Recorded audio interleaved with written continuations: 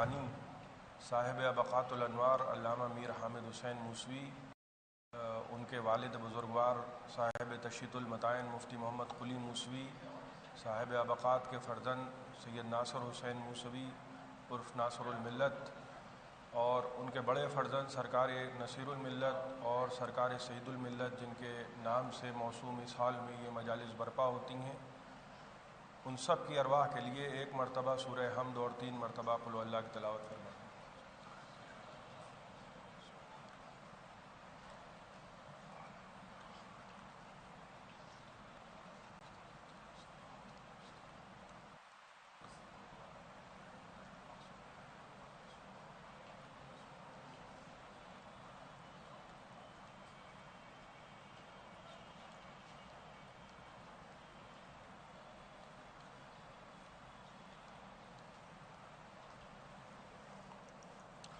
فاتحہ۔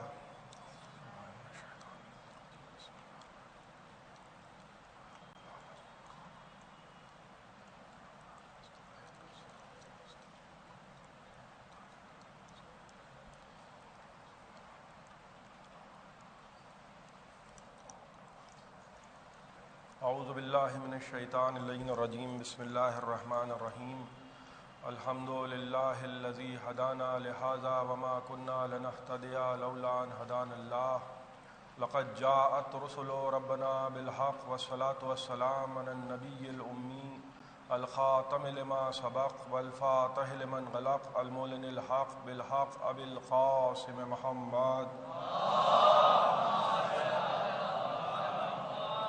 الصلاة والسلام علی اہل بیتہ الطیبین الطاہرین المعصومین المظلومین الذین اذهب اللہ عنہم الرجس وطہرہم تطہیرا۔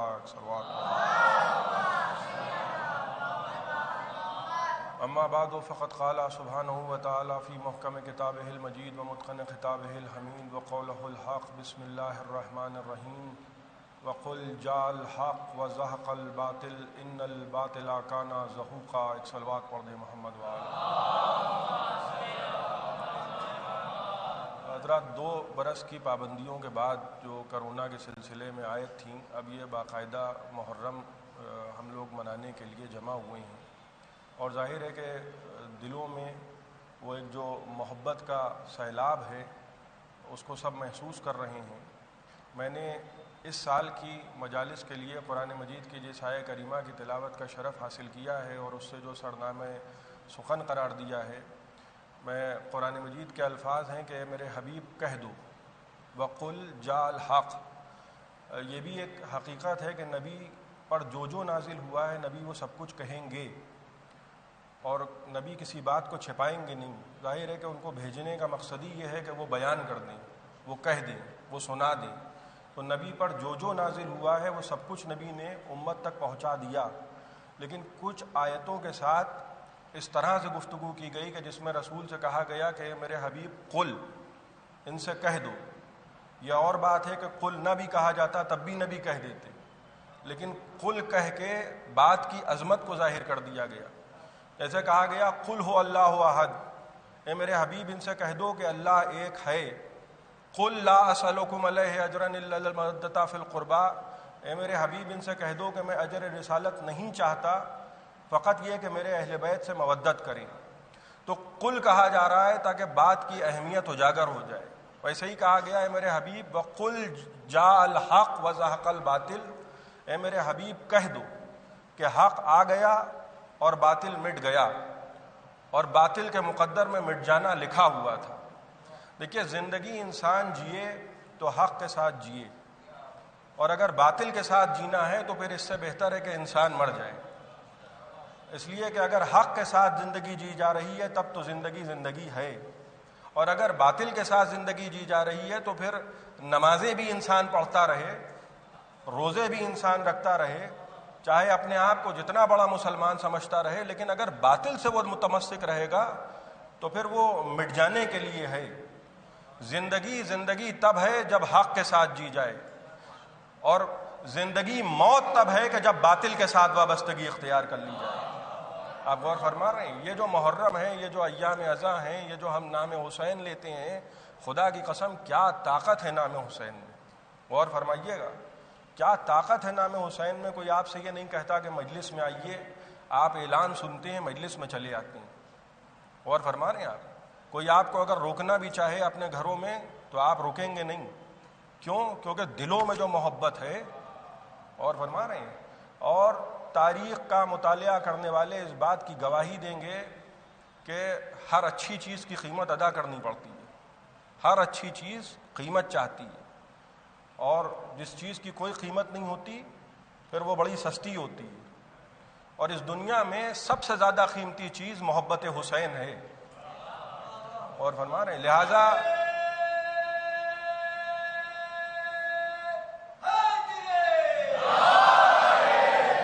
چاہنے والوں نے بڑی قیمت ادا کی، اور ہمیں کسی بات کا افسوس نہیں ہے. ہمارے آباء و اجداد شہادتیں گواہ ہیں. مولا علی کی شہادت سے لے کر ایران میں صفوی ملوک کے برسر اقتدار آنے تک شیعہ تقیے میں رہیں.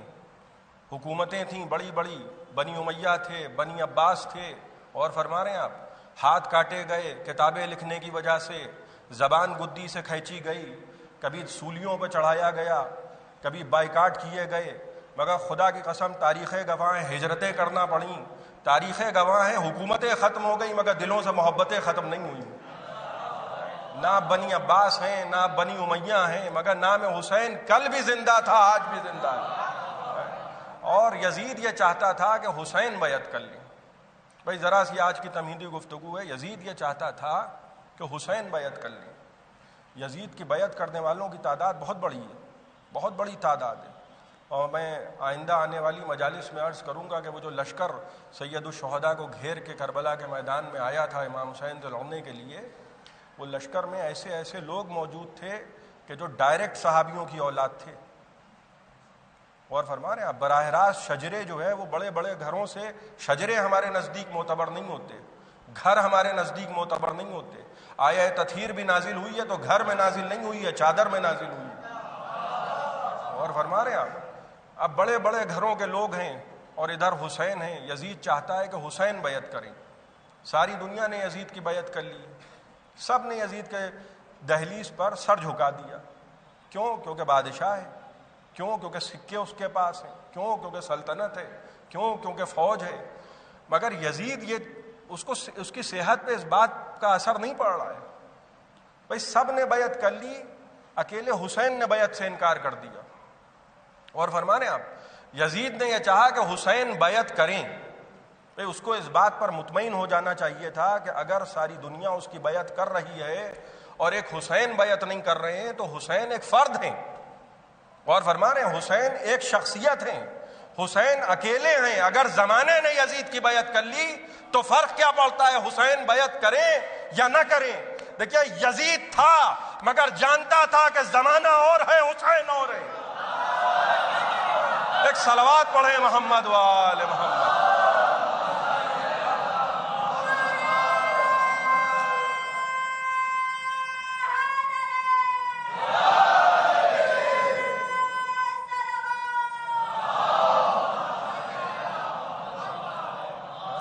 جب تک حسین بیعت نہیں کریں گے وہ حسین بیعت کیسے کریں گے؟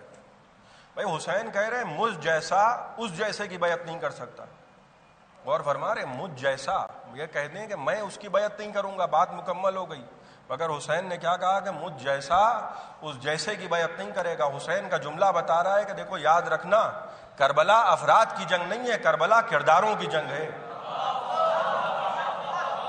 تم کو یزید بھی بہت سے نظر آئیں گے، تم کو حسین بھی بہت سے نظر آئیں گے. اور فرما رہے ہیں حسین نظر آئیں گے، ظاہر ہے کہ حسین جیسا کون ہوگا؟ حسین جیسے زین العابدین ہوں گے. حسین جیسے کون ہوں گے؟ حسین جیسے محمد باقر ہوں گے. اب یزید جیسے کون ہوں گے؟ اور فرما رہے ہیں یہ تو ہم نے تاریخ میں بہت سو کو دیکھا ہے. دیکھیے چمچا گیری، تملق ہے، چمچا گیری اور تملق، ظلم کیے گئے، تشدد کیا گیا. اور حجاج جب مرنے لگا، حجاج ثقفی جب مرنے لگا تو رونے لگا. ساتھ میں مشیر جو کھڑا تھا، ساتھ میں اس کا تملق رکھنے والا جو چمچا تھا وزیر، وہ کہنے لگا کہ سرکار آپ کو کس بات کا خوف ہے، کس بات کا ڈر ہے؟ آپ نے جو بھی کیا ہے وہ حجت سے کیا ہے، وہ برہان سے کیا ہے. اب دیکھیے زمانے میں فرعون تو سب بن جاتے ہیں، اور فرما رہے ہیں یزید تو سب بن جاتے ہیں، نمرود تو سب بن جاتے ہیں، 4 دن لال بتی سے گھوم بھی لیتے ہیں، اور فرما 4 دن کی چاندنی ہے، پھر اندھیری رات ہے۔ جب قبر نظر آتی ہے تو معلوم ہوتا ہے کہ بھئی قبر میں جب منکر نکیر آ کے سوال کریں گے تو ہم جواب کیا دیں گے؟ تو ظاہر ہے کہ حجاج جو تھا تب تک حجاج تھا جب تخت پر بیٹھا تھا، جب موت نظر آئی تو رونے لگا، موت کے خوف سے رو رہا ہے، ورنہ تو رونا بدعت ہے۔ ہم اگر روئیں تو کہتے ہیں بدعت ہے، یہ جائے کہ ماتھر لکھنوی کہہ رہے ہیں کہ رونا بھی جو بدعت ہے تو ایسا کر دے بچہ کوئی ہنستا ہوا پیدا کر دے، اور فرما رہے ہیں اب جب موت کے ڈر سے وہ رونے لگا تو مشیر جو تھا اس کو تو نمبر بڑھانا تھے، اس کو تو چمچا گیری کے پیسے مل رہے تھے۔ اس نے کہا سرکار آپ کیوں رو رہے ہیں؟ اس نے کہا کہ میں ان مظالم کو یاد کر کے رو رہا ہوں جو میں نے امت پہ ڈھائے ہیں، اور بالخصوص جو میں نے ذریت محمد پہ ڈھائے ہیں، ان مظالم کو یاد کر کے رو رہا ہوں کہ قیامت کے دن کیا ہوگا۔ اس نے کہا سرکار آپ نے جو بھی کیا وہ حجت کے تحت کیا، برہان کے تحت کیا۔ اس نے کہا ہاں یہ حجتیں اور برہان تب کام آئیں گے جب قیامت کے دن میں وزیر ہوں اور تو میرا مشیر ہو، اور فرما رہے ہیں ورنہ جو ستم کیے، جو ظلم کیا، ہمیشہ ظلم کرنے والوں نے یہ توجیہ پیش کی کہ سرکار جو بھی کر رہے ہیں سب اللہ کے حکم سے ہو رہا ہے، ورنہ یزید بھی کچھ کرے، کچھ بھی ہو جائے، خدا چاہتا تھا کہ حسین قتل ہو جائیں، اور فرما رہے ہیں آپ خدا چاہتا تھا کہ حسین قتل ہو۔ یزید یہ بڑی محنت کی گئی ہے، بڑی محنت کی گئی ہے، یہ جو یزید کی محبت ہے وہ دلوں سے نکل ہی نہیں رہی ہے۔ آپ غور فرما رہے ہیں دل میں محبت ہے مگر کہہ نہیں پا رہے ہیں کہ محبت ہے۔ یہ بھی عجیب کشمکش ہے کہ دل میں محبت بہت ہے مگر یہ کہیں کیسے کہ یزید سے محبت ہے؟ اس لیے کہ یزید سے جیسے ہی رشتہ قائم ہو جائے گا تو شجرہ کھل جائے گا، تو چاہتے تو ہیں، تو اب کیا کریں؟ اب مسئلہ یہ ہے کہ کہنے لگے کہ صاحب ہم زندہ جاوید کا ماتم نہیں کرتے۔ پیترا بدل کے جو بات کہی گئی وہ یہ کہی گئی کہ صاحب جو کچھ ہو رہا ہے وہ اللہ کی مرضی سے ہو رہا ہے، رونے سے کوئی فائدہ نہیں، خدا چاہتا تھا کہ حسین قتل ہو جائیں لہذا قتل ہو گئے، اس میں یزید کی کوئی غلطی نہیں ہے۔ یزید کو بچا لیں گے تو ابا جان تو اپنے آپ ہی بچ جائیں گے، اور اگر وہ بچ گئے تو وہ تو پہلے ہی بچ جائیں گے، اور اگر وہ بچ گئے تو وہ تو پہلے ہی بچ جائیں گے، یعنی ایک پورا سلسلہ ہے نا۔ سقیفہ سے بات پہنچتی ہے تو پتہ نہیں کہاں کہاں پہنچ جاتی ہے۔ آپ غور کریں ایک انکار حسین ہے، اور حسین نے کہہ دیا کہ دیکھو مجھ جیسا یزید جیسے کی بیعت نہیں کرے گا۔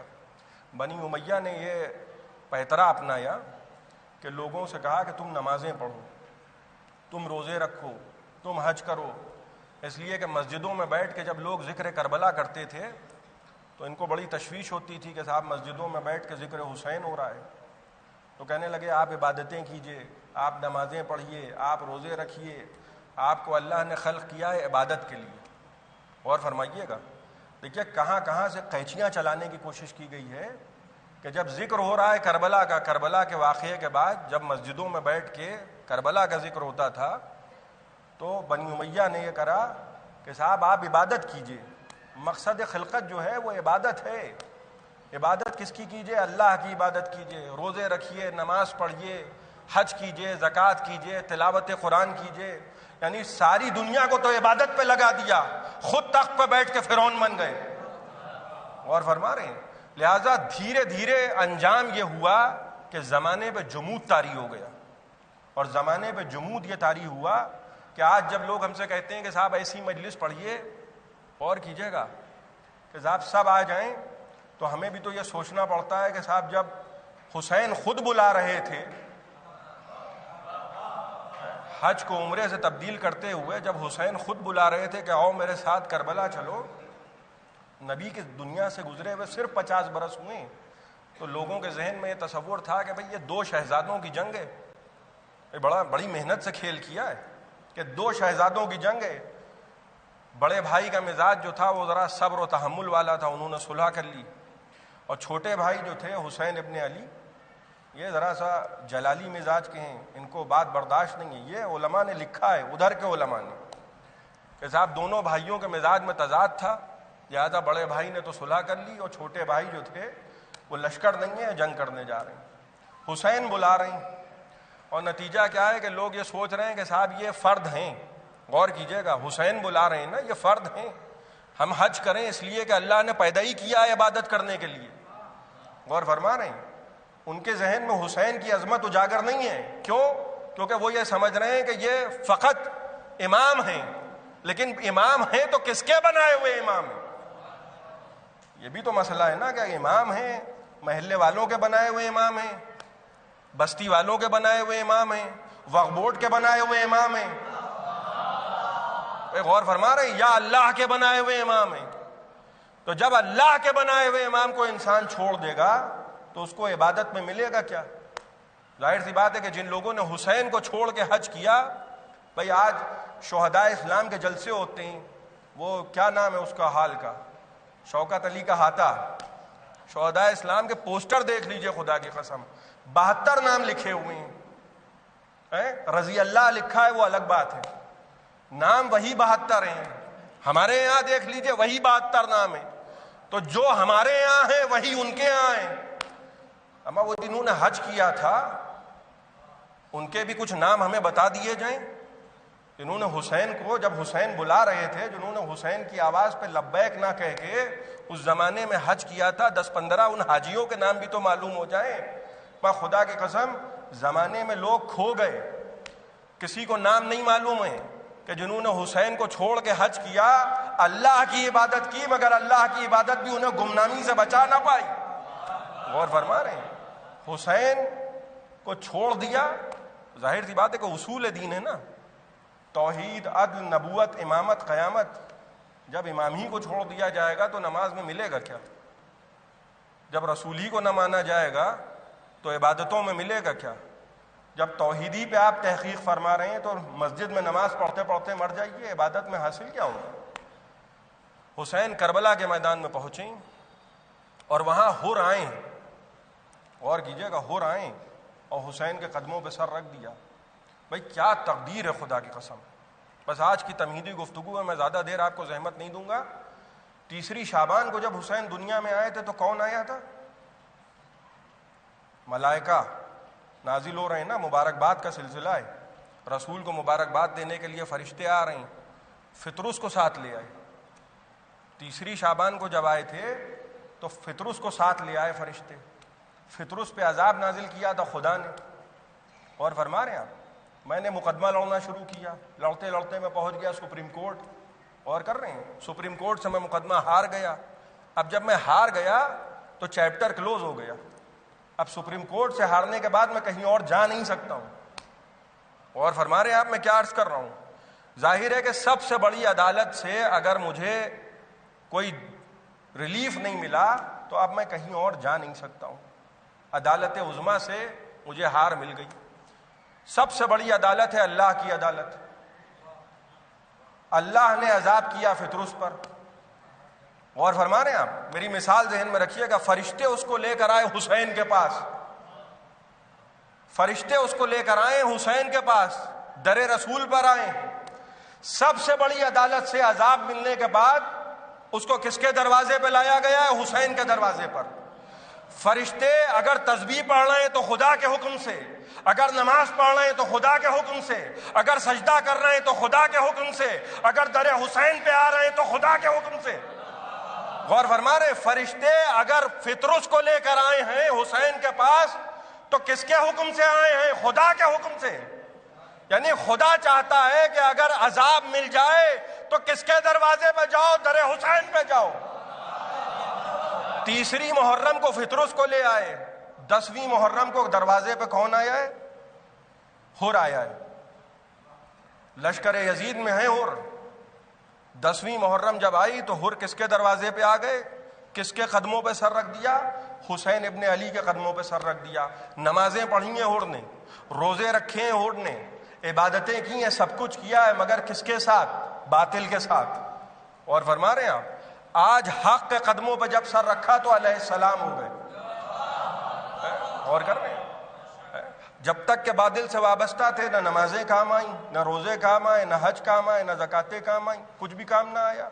اور جیسے ہی حق کے پاس آ گئے اور قدموں پہ سر رکھ دیا. تو حسین نے کیا کہا؟ حر میں نے معاف کیا اور میرے رب نے معاف کیا. بھائی کیا کمال کی بات ہے, میں نے معاف کیا اور میرے رب نے معاف کیا. 2 دروازے کھول دیے حسین ابن علی نے, 2 دروازے کھول دیے. غور کر رہے ہیں, فطرس وہاں کا رہنے والا ہے, حر یہاں کا رہنے والا ہے. غور فرما رہے ہیں, فطرس وہاں والا ہے, حر یہاں والا ہے. خدا نے دروازے کھول کے بتا دیے, دیکھو چاہے وہاں والے ہوں چاہے یہاں والے ہوں, اگر نجات کے طلبگار ہو در حسین پہ چلے آؤ. ایک صلوات پڑھ دیں محمد وآل محمد.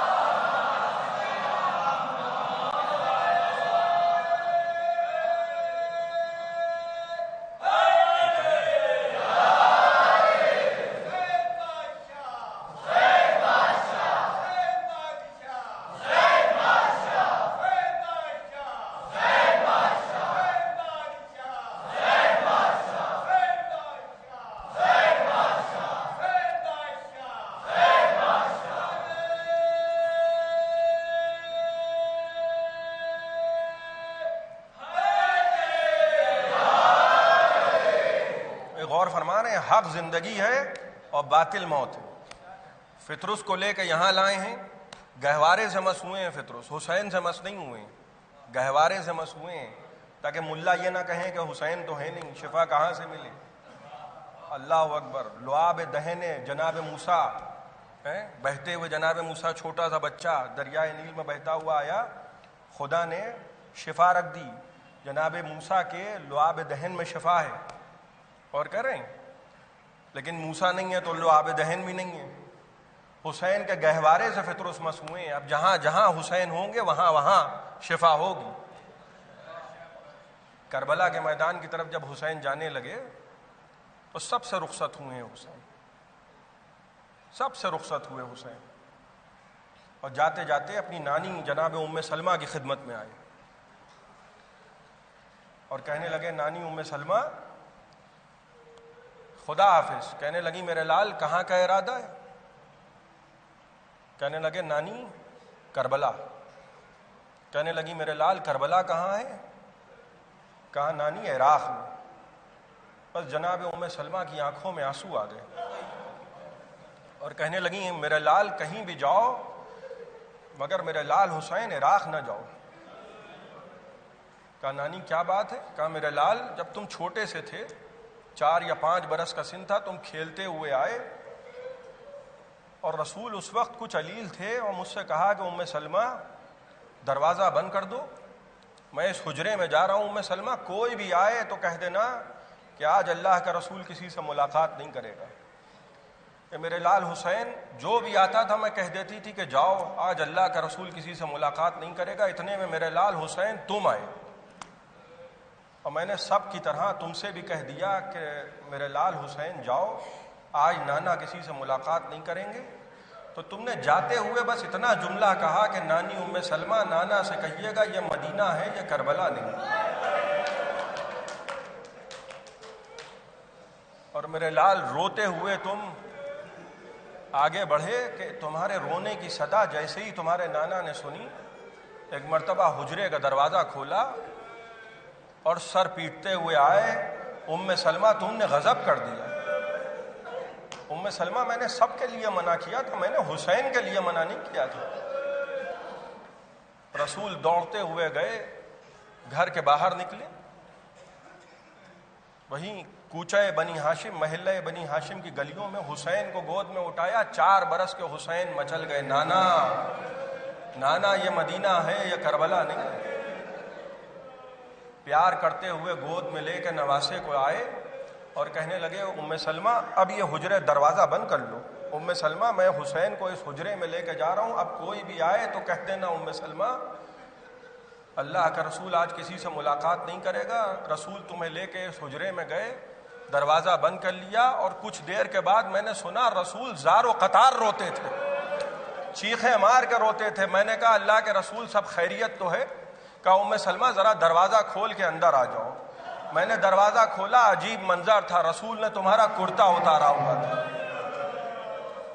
کبھی تمہارے ہاتھ چومتے تھے, کبھی تمہارا سینہ چومتے تھے, کبھی تمہارے پاؤں چومتے تھے, کبھی تمہاری پیشانی چومتے تھے, کبھی تمہارا گلا چومتے تھے.